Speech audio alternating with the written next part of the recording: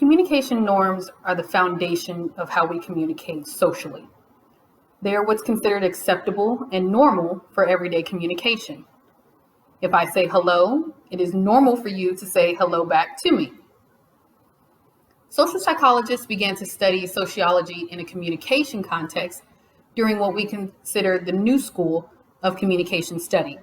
And they specifically looked at communication norms and how they impact us socially.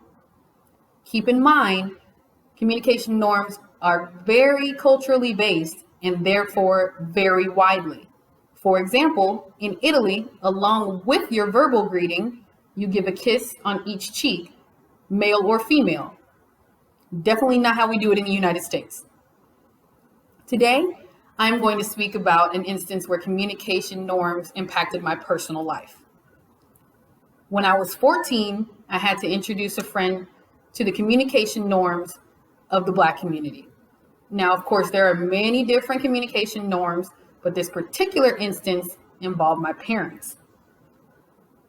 In the Black community, when you speak to parents, it is considered lazy and above all disrespectful to say yeah or what instead of yes or what did you say? When I had a white friend, a white teammate over after practice for dinner, every time my parents asked her a question, she would say, yeah, yeah, yeah. And I just sat there in complete and utter shock. As uncomfortable as it was for me, I could tell that she wasn't purposely being disrespectful. It just wasn't normal for her to say yes when an adult asked her a question. Nevertheless, at the end of the night, my parents made it clear that not only can I not speak that way, but if my friend could not learn to speak respectfully in their home, she would not be welcome back.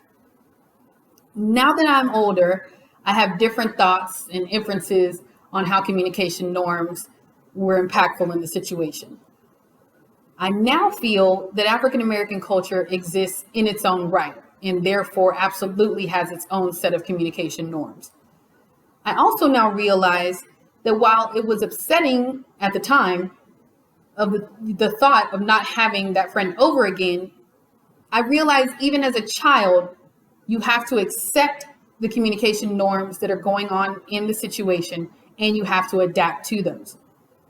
Understanding that communication norms are different, which is again part of the social psychologist studies at the time, is vital in being able to maintain and improve your ability as a communicator.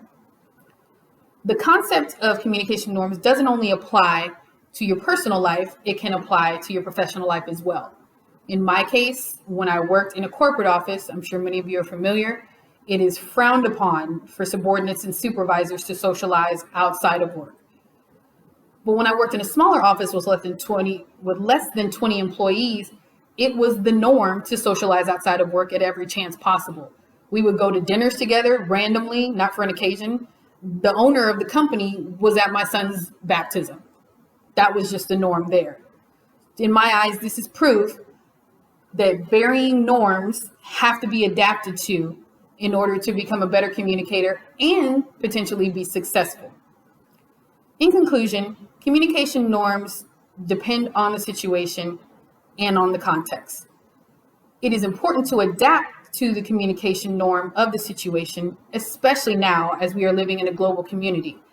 And being versatile in your communication abilities is critical to your success in the business world. Also, being able to recognize there are different communication norms can start to eliminate some of the ethnocentricities you have within your own life, and you'll be able to value other people's cultures as you value yours and realize that their norms are just as important as the ones that you have. Thank you.